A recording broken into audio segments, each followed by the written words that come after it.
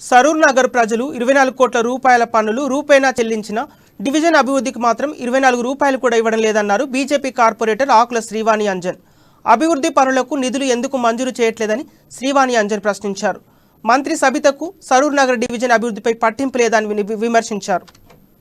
ఎంత అన్యాయం చేస్తున్నారో ప్రతి ఒక్కరికి తెలియాలని లేఖ పంపాను. నేను కార్పొరేటర్ గా ప్రమాణ స్వీకారం చేసి దాదాపుగా 2 సంవత్సరాలు అవుతుంది. ఈ 2 సంవత్సరాలలో సరూర్ నగర్ డివిజన్ లో ఎన్నో సమస్యలు ఉన్నాయి. సరూర్ నగర్ డివిజన్ ప్రజలకు అభివృద్ధి చెందడానికి నిధులు కేటాయించండి అని చెప్పి సంబంధించిన అధికారులకు మంత్రి కేటీఆర్ గారికి, ఎమ్మెల్యే సబితా ఇంద్రారెడ్డి గారికి లేఖలు రాసినా, విన్నపాలు చేసినా కూడా ఎలాంటి సహకారం లేదు.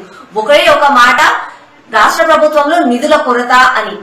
ఇంత జరుగుతున్నా కూడా చిన్న చిన్న సమస్యల పైన నేను ఎల్లప్పుడూ పోరాడుతూనే ఉన్నాను. ప్రజలందరిలో ఉండాలని చెప్పి వినూత్న కార్యక్రమాలు చేసుకుంటూ ప్రజలలో మమేక్యమయ్యే ఉంటున్నాను. కానీ అయినా కూడా మన డివిజన్ ప్రజలందరూ ఒకటి తెలుసుకోవాలి. కేవలం మన డివిజన్ మనము సంవత్సరానికి జీహెచ్ఎంసీకి 12 కోట్ల రూపాయల పన్నులు చెల్లిస్తున్నాము.